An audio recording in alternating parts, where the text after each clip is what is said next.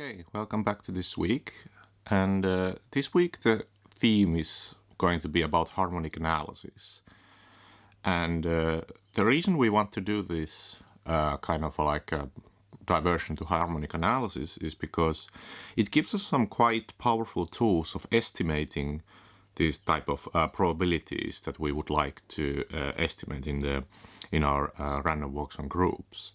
And one of the main motivation, I think, is kind of getting a rate of mixing for the ergodic theorem that we've been talking about in the previous lectures.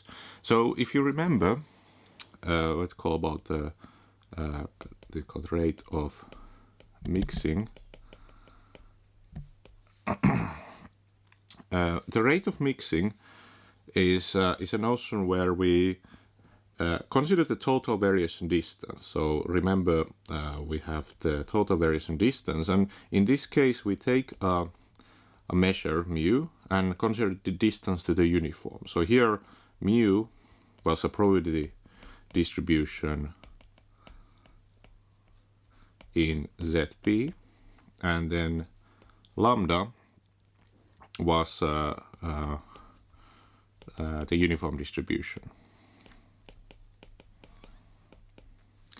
So in the rate of mixing, what we want to understand is that how fast does this decay as n goes to infinity. So what is the rate at which this goes to 0 as n goes to infinity? What rate? And here we are assuming that this probability distribution that we consider, we assume mu is ergodic. Because if it's an ergodic distribution, then we know that this will decay at infinity. That's the ergodic theorem. But then we would like to understand how fast does it converge to 0. And that's the notion of the rate of mixing that we'd like to talk about. So, okay, so the rate of mixing is given by this rate. So we can define, if like formally, let's call the rate, the rate of mixing is the rate at which this distance goes to 0 as n goes to infinity. So that's the rate of mixing, what we'd like to call mixing in this course. And okay, so we have this notion of rate of mixing, and now there's like a typical situation we will see that this actually the rate of mixing will be in our setting because of the group that we consider exponential. That typically it goes quite fast to 0 with an exponential rate. And but then somehow we'd like to understand kind of what is the number of times we need to take, like basically operate this convolution such that the total variation distance of the self-convolution of mu to the Lebesgue measure or the uniform measure is small enough. So that's why we also define this notion of mixing time. So mixing time is given some epsilon positive, so which is like a threshold that you'd like to consider, then the random walk defined by mu has mixing time, this n, sorry, let's use mix, I think I use mix epsilon, which is a natural number if for all n bigger than n mix epsilon, the total variation distance mu star n and the uniform is less than epsilon.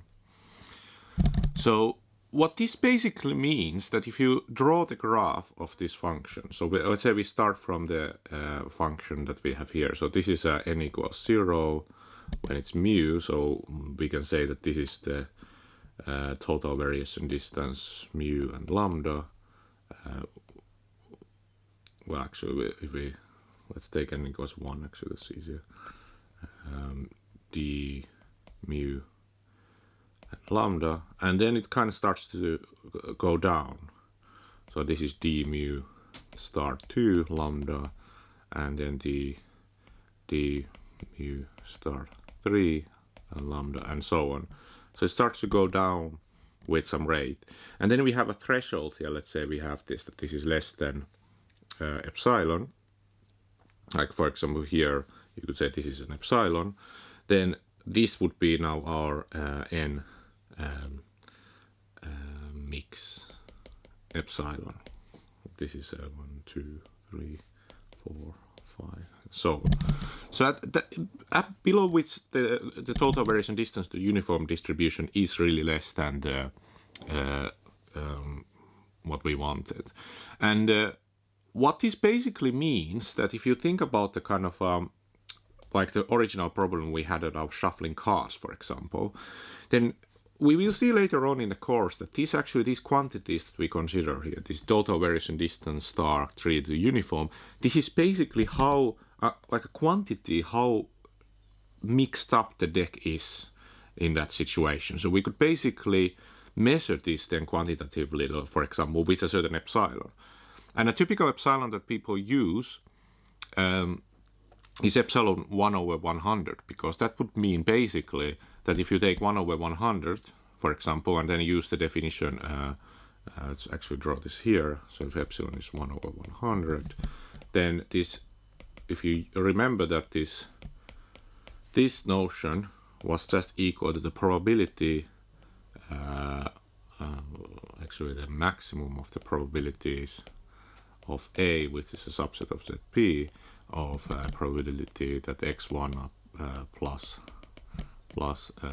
actually it's t1 up to tn, where tj is distributed according to mu. So the probability of tj of t is equal to mu t.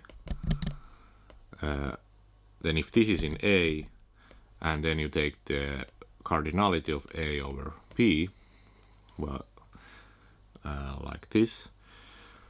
That was the when we computed this in the previous lecture in this way. Then if this is less than 1 over 100, when the epsilon is 100, that basically means that these probabilities are really close to being the probability of this one. So that there's like a up to an error 1% basically, we know that the probability of this random walk hitting this set A,